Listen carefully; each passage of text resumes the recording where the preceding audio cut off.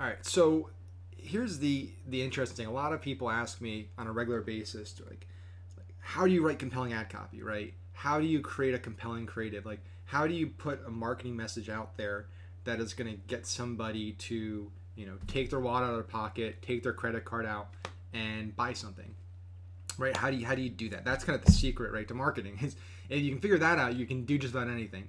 All the other stuff is secondary, right? The manual bidding and the ad hierarchy and the naming conventions and the tracking and all those things are critical and they're important. But like, if you don't have a great product and you don't have great messaging and marketing, can't communicate effectively to your target audience, it doesn't really matter what you do, right? So what I notice is I look at a lot of ads, right? So on a regular basis, like I'm saving ads in my feed all day. So I have kind of collections of unicorn ads, which are great ads, like bad ads. What's up, Kyle's going? So I have lots and lots of ads that I look at and I save, right? Whether they're good or bad. If they're on either spectrum, I save them to kind of analyze them at later dates. And here's what I noticed. I've seen, and I'm sure this might be obvious to everybody, but I'm going to share it anyway.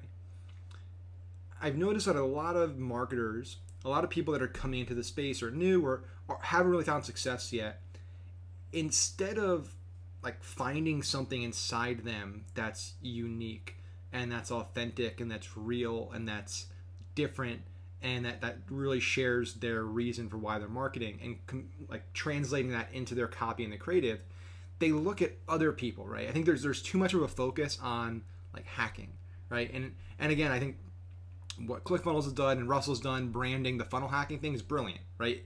That's an example of like they came up with like really made that big, right? That's who they are. When you hear funnel hacking, you think Russell Brunson, think ClickFunnels. That's marketing, that's branding, that's brilliant, right?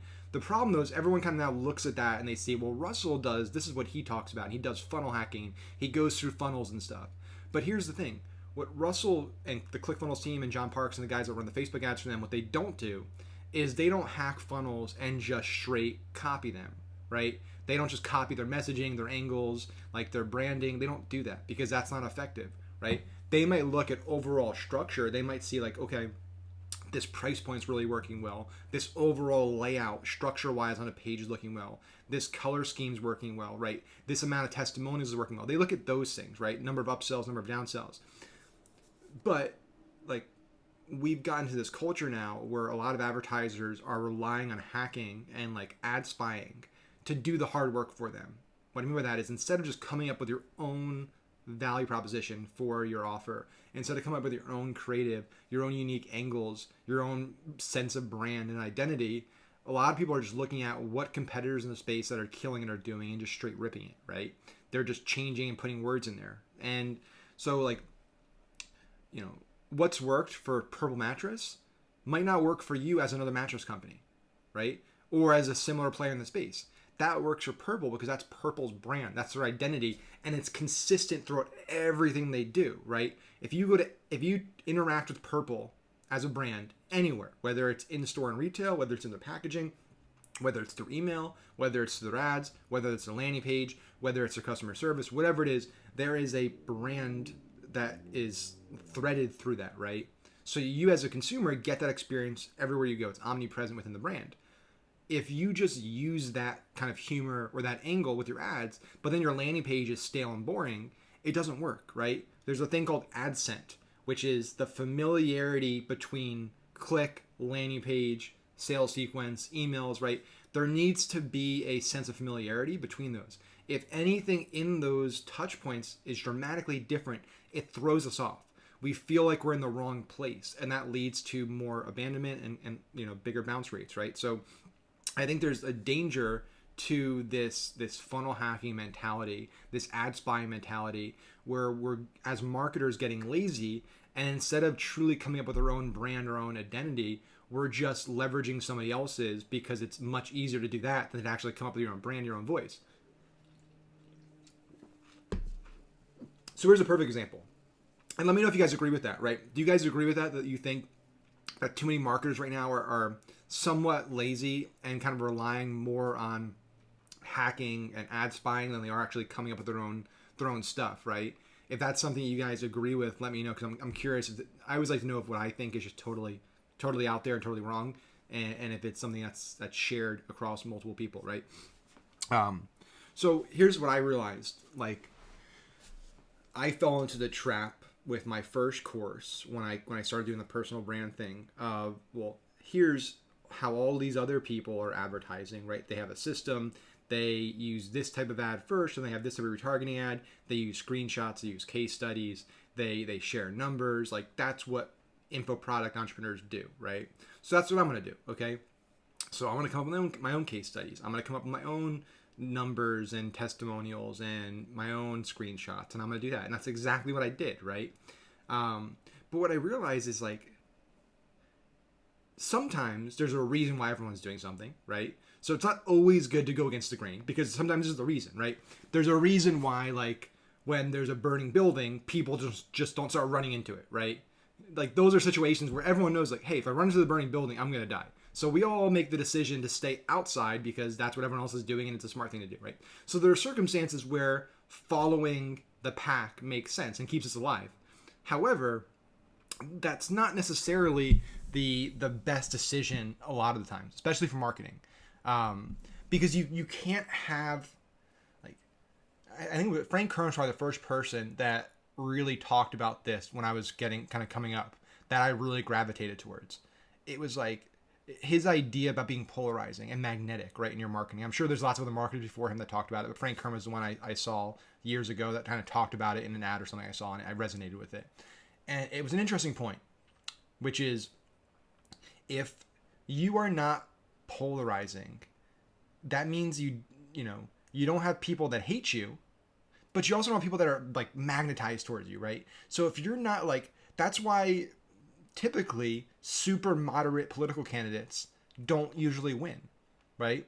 Like, a lot of the extremes are where politics are going, because that's the most, like, rabid base, right? Most people in the middle in politics, which is most people are kind of in the center, right? They're maybe a little left, a little right, but because they're not passionate about it, because they really don't care, like, deeply about issues, they're not out there with signs. They're not out there marching. They're not out there at rallies. They're not out there voting, getting their friends to vote, right? And so that's why you see these political movements that are really going each way, because they know, like, hey, if I get this group way over here, they're going to drive votes. They're going to get out. They're going to support me, right? I can get the masses, but, like, they probably already have the mind up. They're already made up. Like, I vote Republican, I vote, Democrat. Like, that's what most people do. They really don't have, they don't get swung much, right? And I think it's the same thing with brands, right? Like, if you look on Yelp, for example, right? Go to Yelp. Yelp is full of 5-star and 1-star reviews. Okay? Because most people who have a average experience with a product don't go out of their way to write about it, right? There are plenty of products that we interact with on a daily basis that just, like, they're good. Hey, I enjoyed it. Hey, that was a good coffee at Starbucks. Hey, that was good. That was a good lunch, right? It was a good sandwich. That was a good movie. That was a good haircut, right? Our day and our lives are full of goods and just, like, average, right? An average experience that we expect. And those experiences don't motivate us to go out of our way to talk about something, to share our opinion on something, to write a review on something. It's only when we have really extreme interactions and engagements that we go out of our way, right? You go to a restaurant and the waiter's just an ass to you, and they screw over your meal and they're rude to you. What do? I hate this place. This place is the worst. I go on Yelp, I go on Facebook, I go on Twitter, and I spend hours of my time just bashing that restaurant, bashing that waiter. On the other side, if you go to a restaurant, like Larissa and I went on our, when I proposed that night, we went to the Don Cesar. It was the Maritime Grill, the restaurant in the Don Cesar, and it was a incredible experience. The best waiter we've ever had in our life, and we've been to a lot of nice restaurants. They let us keep the silverware because it was our engagement. They made this special dessert. They were out of ingredients, but the chef went back and made it work. They did all these incredible things, and that was going above and beyond. So what do you do there? You talk about it. You share. I'm sharing it right here. We write reviews about it. You go back there, right? So having those endpoints, those polarizing experiences, are what motivates people to engage, right? So if you operate your brand and your marketing to not ruffle feathers and to be in the middle, you don't get a very, like, motivated base, right? Think about our president right now. Think about Trump. You either hate him or you love him. There are not many people who are just like indifferent about President Trump right now. I mean, I'm sure there are some who just don't care about politics, don't give a shit. But like most people either fucking love the guy or fucking despise the guy and think he's the worst human being in the world or the best human being in the world. Like, it is very, very polarizing, right? And he became president of the United States, right? He understood, and again, I'm not taking sides here. This is not a political thing. I'm just pure from a marketing standpoint. Like, he understood, unlike Hillary, that I need to go after, I need to be polarizing, and I need to say crazy things, because if I say crazy things, what happens? Nobody can stop talking about it. Everybody needs to cover it. Even if you don't want to give me coverage, you have to cover it because it's so crazy, right? So he says crazy things. Every time during the election that he started to lose a little media coverage, would say something crazy. Then it's 72 hours of nonstop Trump coverage with pundits and analysts. And even if all the coverage is negative, his base loves it. The people that were on his side loved it. The people that even hated him had to see it nonstop, right? They couldn't get away from it. And so I'm not saying go out there and be like Trump, but what I am saying is that being polarizing is effective. When it comes to marketing, being polarizing is incredibly effective, right? Being magnetic is incredibly effective.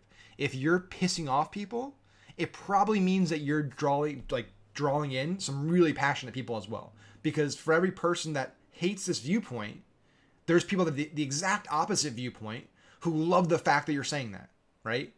People are different. We have different views on things. We are all humans, but we have radically different views on lots of things, right? There are people out there that think meat is terrible. There's people out there that love steak or bacon. There's people out there that think you shouldn't get vaccines. There's people out there that think those people are idiots. There's people out there that believe the earth is fucking flat, right? Think about this. Like, think about what's happened in the last few years with social media as a tool that has allowed people to have a platform for their voice to share opinions. The people that are sharing some of the craziest things are getting the most traction, are getting the most media attention. Even if they're the dumbest things in the world that I think are terrible for society, they are playing the game and they know how it works, right? Like the fact that it is 2019 and there are millions of people in this country that believe the earth is flat and believe that NASA's been a cover up for decades and that every picture from space is a lie and that we live in a dome planetarium and that there's an ice wall around us. Like, there are millions of people, some smart people that believe that, right? That's crazy. But again, that movement is polarizing. It gets attention because of how crazy it is, because they're saying some very outlandish things that people can't help but pay attention to. And so what's happening is you're getting these people that think it's stupid who pay attention to it, and then they get down that rabbit hole. And then all of a sudden they get convinced because the person who's spreading that message has the attention, right? Think about that. Like, if you can keep somebody's attention for long enough, you can sell them just about anything. We're where we are right now, like marketing wise, society wise, is things really haven't changed that much in terms of how people decide to buy and not buy things. It is that our attention spans are so incredibly short.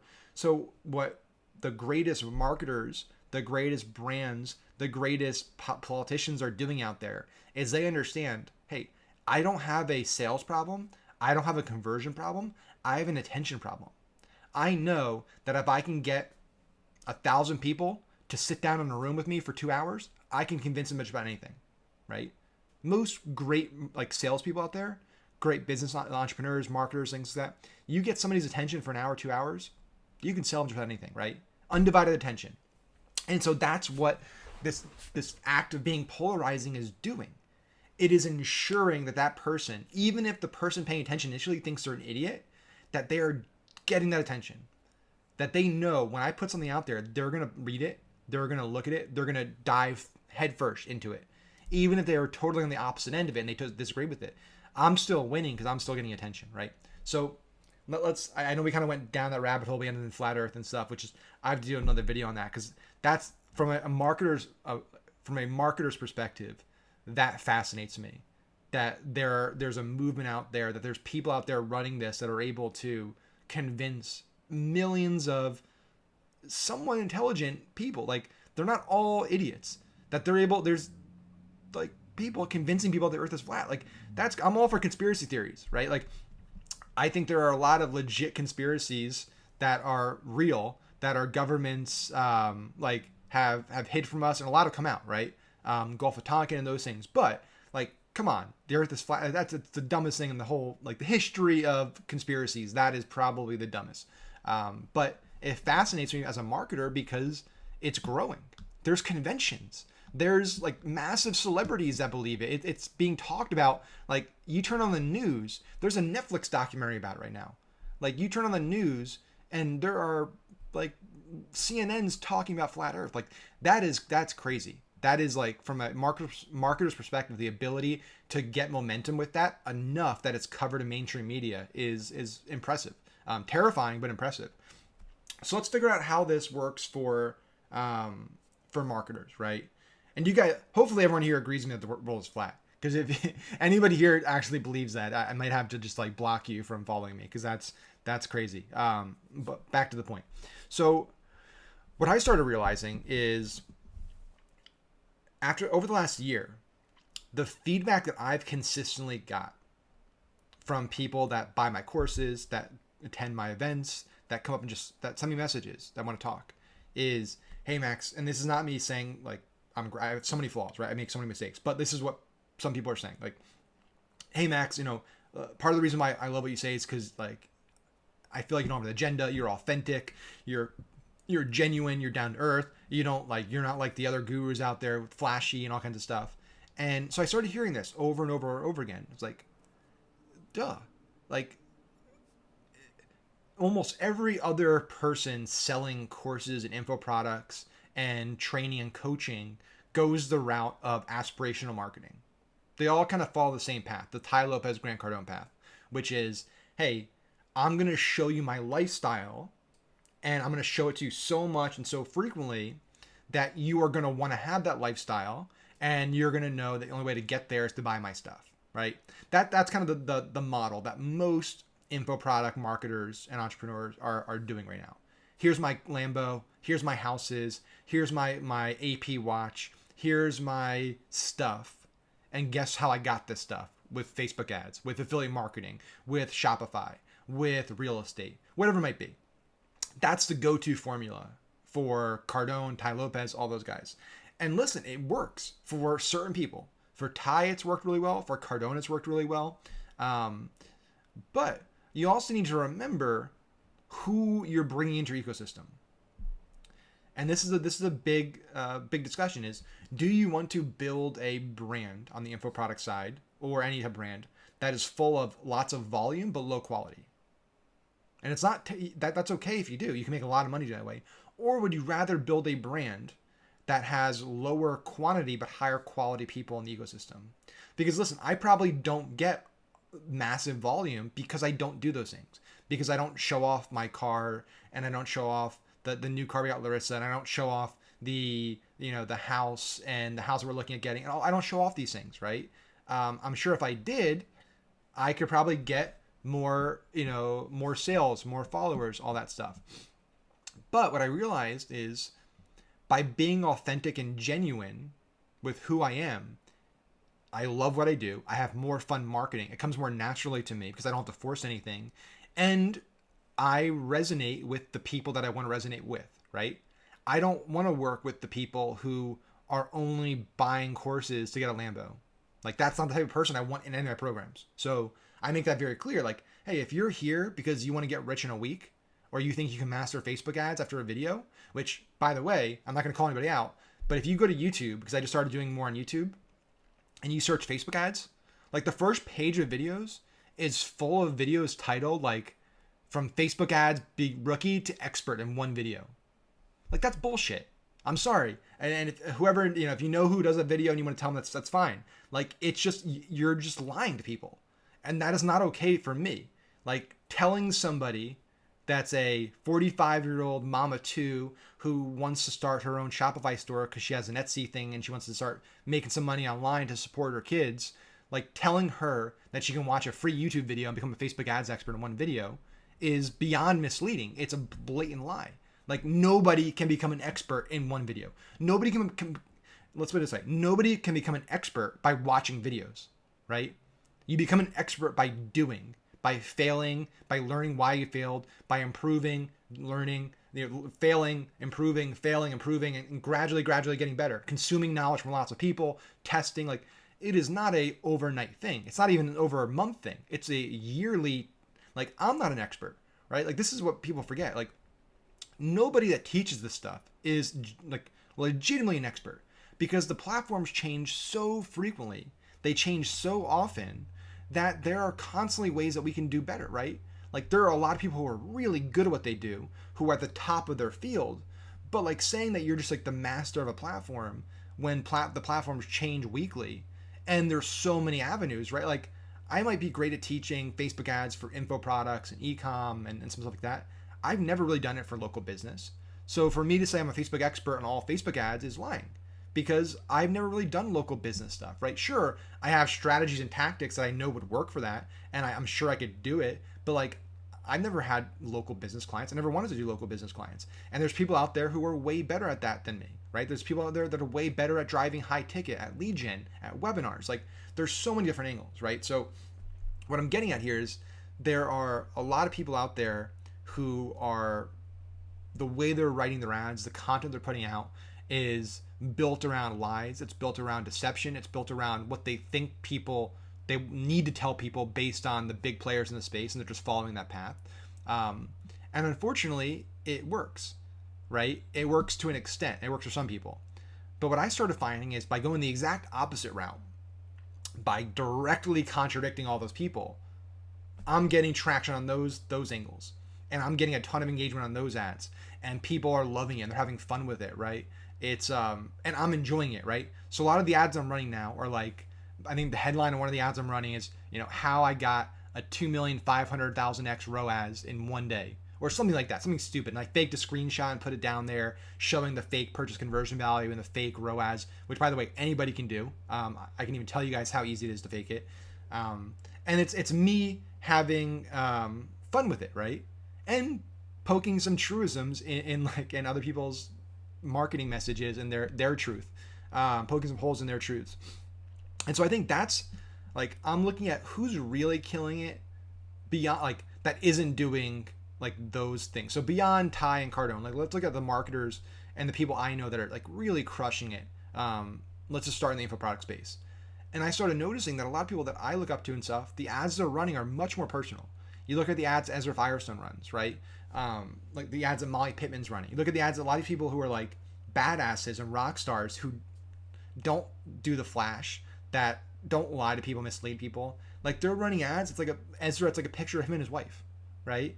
It's a picture of like him doing jiu-jitsu. Like, it's just him being him and saying, hey, like, I've done some really cool stuff, and if you want to learn from me, I want to teach you, right? I have no agenda. I'm not trying to get rich off you. I'm not trying to promise you're going to get rich, but I want to help you succeed. And so, yeah, I think it's a,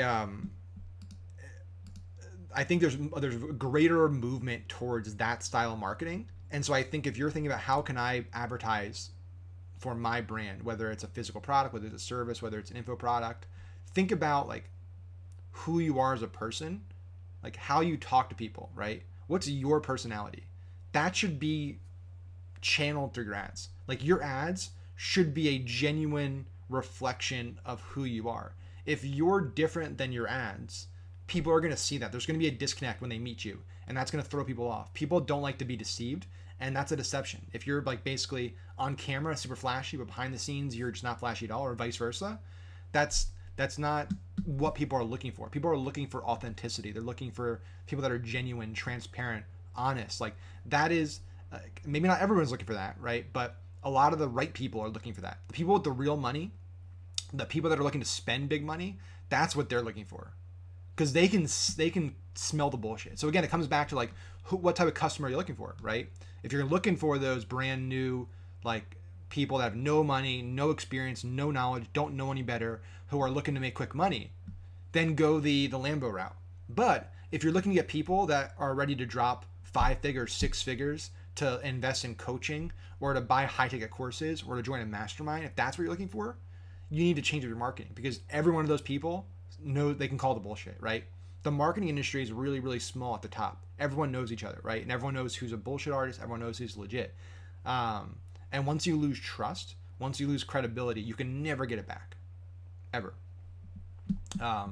Like there's people out there that are still marketing, but like behind the scenes, everyone that I know that's legit knows they're full of shit. So nobody's gonna hire them, right? So their only angle is to like get the people that are newbies to the industry. That's the only way they can grow their business.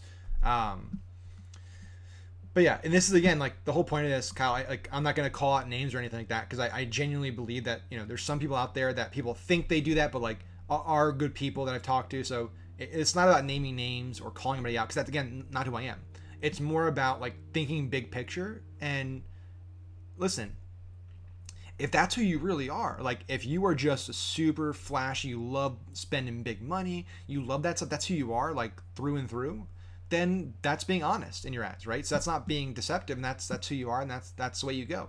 You just got to understand the type of person you're going to attract is going to be different, because like this is the other thing about the marketing with the like the Lambos and the cars and the money and stuff, is the people that you are telling can become experts after watching one video, like all the videos on YouTube that say it, which I still can't believe that like that these videos have millions of views and that they're not like full of dislikes, because again, like they're promising that you can become a Facebook ad expert watching a single YouTube video, which is just like, it's insane. Total insanity that anybody would even write that title. But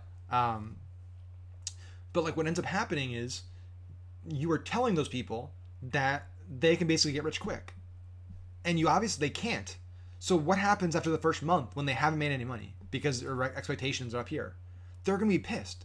They're going to want their money back. They're going to do chargebacks. They're going to bash you in reviews. Trust me, like the people that spend the least, the people that are always looking for deals, are the worst customers. They're the people that complain the most, have the most unrealistic expectations, that are just going to do anything to get their money back or get the results they were promised, right?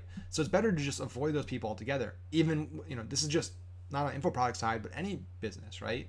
That's why I'm not a big fan of doing deep discounting, because when you discount heavily, again, you attract deal seekers. You attract people that are always looking for the best deal. They're looking for unrealistic things.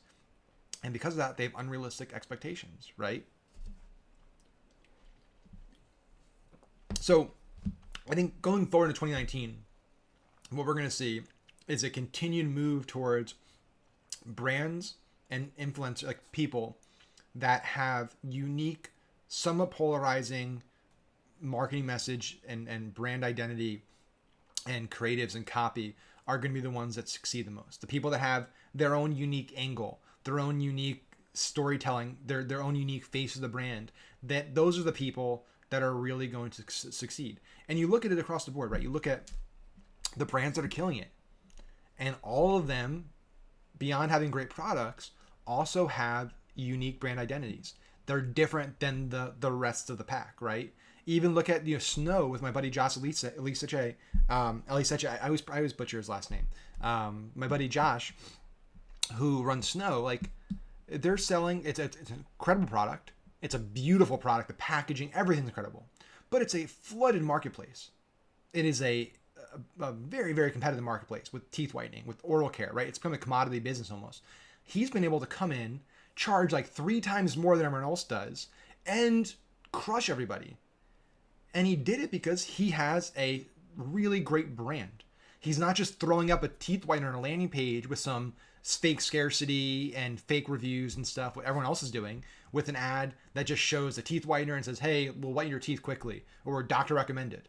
No, he has videos with Rob Gronkowski doing an Ice Ice Baby terrible freestyle rap that's funny as hell, right? He has videos with massive celebrities. He has Chris Pratt. He has all these people. He's Floyd Mayweather. He's making a, like $100,000 diamond encrusted snow for Floyd Mayweather. Like, he has a unique angle for a basic product, right? I wouldn't say basic, but a product in a market that's flooded with competitors. He's been able to separate himself and crush everybody because he didn't just focus on just throwing the product up there and making it like a landing page, right? That converts really well. He focused on brand, on messaging, on creative, on copy. And that's why, like Nick Shackelford and the guys that run his ads, like they're doing an amazing job because they're not just following the cookie cutter path. They're not just doing what everyone else is doing. They have their unique angle. They have their unique brand. They went ultra premium, ultra luxury, high price, celebrity endorsements, celebrities that aren't just like one picture and done, that are actually brand ambassadors, right? Like that is what he's done. And he's an example of like countless other brands that are crushing it, right? Squatty Potty and Purple and Casper and Dollar Shave Club and Dollar Beard Club. And you can BarkBox, and you can go down the list of these brands that have taken products that are relatively commoditized, that are in super competitive markets, and they are dominating. And it's not because their products are just better, which they are. It's also because they are having fun with their marketing. They are branding. They are coming up with their own messaging. They are consistent across their ads, landing pages, product packaging. Everything about it is personalized and unique to their brand, right? You can't copy it. And I'll even go back to Startup Drugs. So we sold Startup Drugs about 2 weeks ago. It was bittersweet to sell it. But with Startup Drugs, we just sold t-shirts. And it was never meant to be a successful business, right? I never thought I would sell it, first of all, when I first started it. We just sold print-on-demand t-shirts with sayings on it. I'm not a designer. I made all the shirts, right? I'm not a talented fashion designer. We didn't have like super special technology in our t-shirts, right?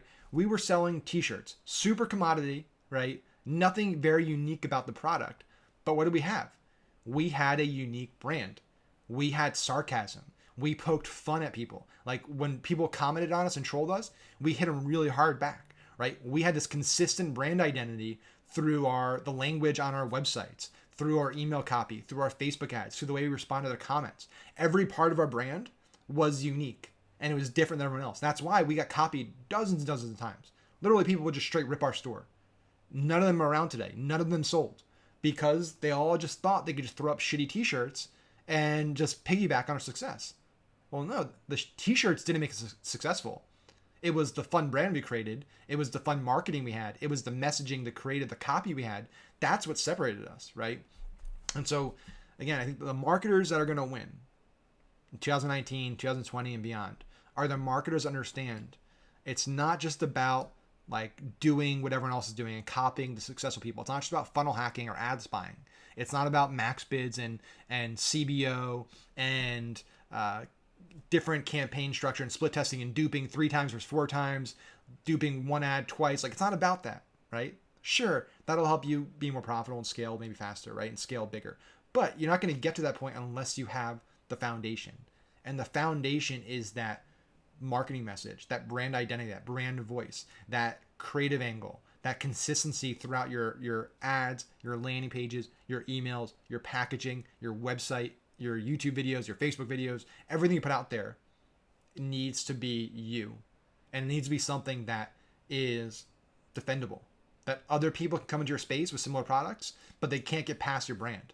Your brand is so strong, right?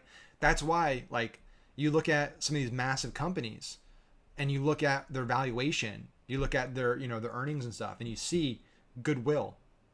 And goodwill can be worth billions of dollars. And that's their brand. That's the valuation of their brand, separate from their earnings, right? And you look at companies like Coke and Apple and these iconic Nike and these iconic companies, their goodwill is worth billions of dollars, right? That's a dollar value tied to their brand. That's something that is defendable. That puts up moats and walls around their products. Coke sells sugar water. Coke is not an innovative product, right? Coke and Pepsi are the similar thing, right? Sure, we all have different flavors. I prefer Coke and Pepsi. It tastes different. But at the end of the day, they are a few basic ingredients in a aluminum can. It is a multi-billion-dollar conglomerate that's one of the biggest companies in the world selling sugar water, right?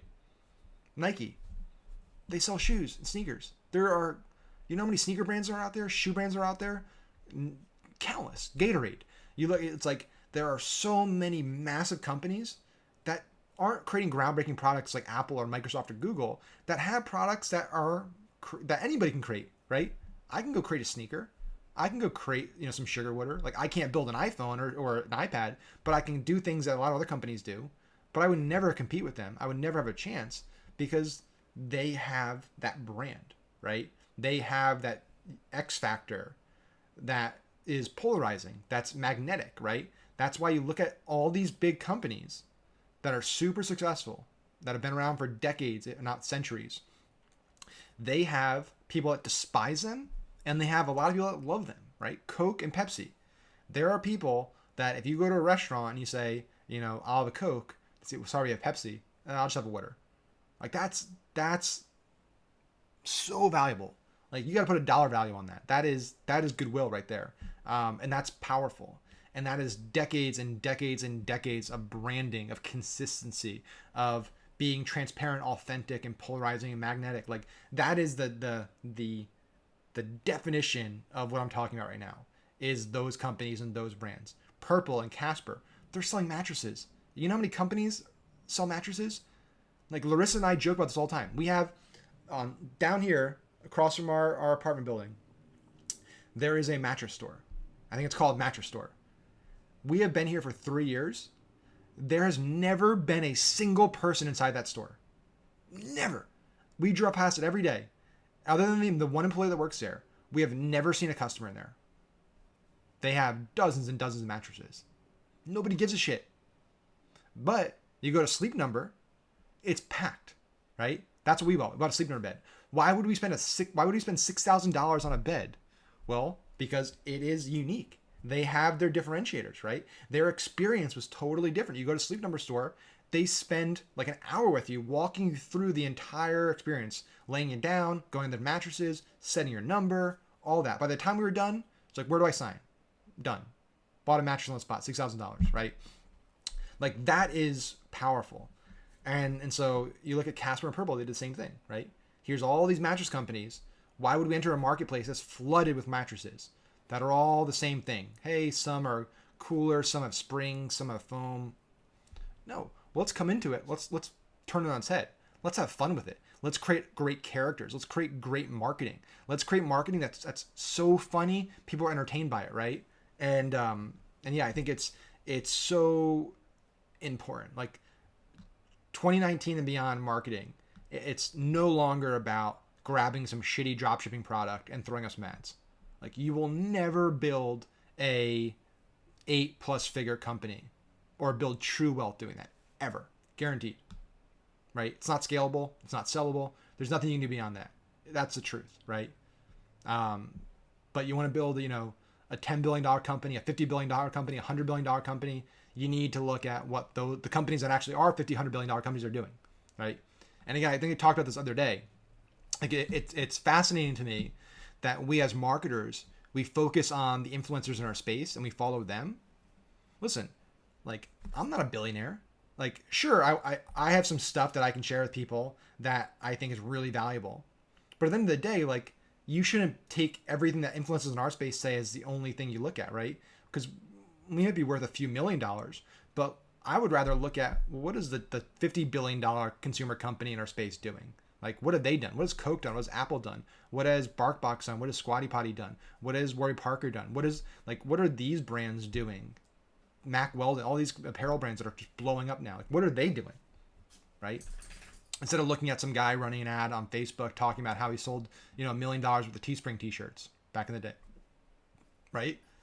You're not going to learn how to build a $1 billion company from somebody that sold a few $1 million of dropship t-shirts, or from somebody that sold, $10 million of a dropship tech gadget, right? What you will learn, go look at Apple.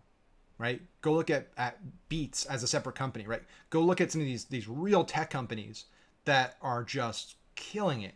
Look at how they advertise. Look at their marketing. Look at their messaging, their creative, the angles they take. What are they running top of funnel? What are they running middle of funnel? What are they running bottom of the funnel? How are they pricing things? Like that is what everyone should be looking at. And I agree, Jeremy. It's like everyone should be looking at Coke, Xerox, Q-Tip, Google, like brands that have become so powerful that the company name is now in our vocabulary. Like we don't say, I want to search for something. We say, just Google it. We don't say, I need it's like a, whatever the earwax, whatever you call it before that, but it's a Q-tip, right? It's Coke, not just a soda. It's like, that is next level, right? But yeah, so again, I think like thinking 2019, 2020, it is critical to start being authentic, transparent, and even polarizing. That's the point. Just to recap where we're at. If you can be authentic and transparent and genuine, provide value, be entertaining and educational and even polarizing, you have a recipe for success, right? You are going to build something that's defendable, that gives you competitive advantages, that creates a moat around your brand, that's scalable, that builds true loyalty. If you do that, if you just funnel hack and you just ad spy and you just copy and duplicate and replicate, you will never build something that's defendable, that's scalable. You can make some money, but you will not build a business. You will not build a brand. All you're doing is copying somebody else's brand, somebody else's business. And this is part of the reason, the last thing I'll say before I answer some questions, part of the reason why like we're doing less and less on the agency side and doing more and more stuff on our internal brands. Because the same thing, we're building other people's dreams, other people's brands, other people's visions. We're not building our own when we're an agency, performance marketer, right? Same thing with marketing, right? If you're just duplicating and replicating and copying other people, you're just marketing what their vision is, what they're passionate about. You can't truly be passionate about your advertising if your messaging and your creative and your angles is just somebody else's, right? Because that other person came up with that script. That other person came up with that format. That other person came up with that video structure and that idea, and they believed in it. If you just take it from them, it's not your idea. You're not going to believe in it. And people can sense that, right? When I part of the reason why I never do like scripted things, right? Like every time I turn this camera on, I don't know what I'm going to say. Like flat out. I have no idea what I'm going to say when I turn the camera on. I know like, here's the topic, right? Because I write a little description, but I have no idea whether I'm going to speak for 5 minutes or run out of stuff, or speak for an hour. Whenever I get on a stage, I have slides, but I never rehearse. I never have notes. I don't have a script. Whenever I do a mastermind, I don't have a script. Like, and I'm sure, yeah, maybe if I did that, maybe I'd do better. But I also believe that by doing that, or just doing ads and stuff, like it's always, I'm guaranteeing that everything I say is going to be me. It's going to be just raw, authentic, transparent, and genuine. Because I'm not writing things down from other ideas or like trying to say things that I think other people want to hear. It's just me speaking and me reacting. And I think a lot can be said for that to, you don't have to go all that direction, and that can be challenging for people. I've just always done it, so it's natural to me. But I think there's also something to be said to not being too prepared, right? And just like scripting everything out and just copying from other people and hoping that like this person's message resonates with my person's message, the person that's following my business. So yeah, that's what I got for today. If this is something you guys agree with, or I could be totally off base, but I think a lot of people who follow me here on Facebook and on YouTube agree with this. So let me know what you think, if you agree with it, in the comments below. If you're watching the replay or watching it right now, would love to start a dialogue around it. Thanks.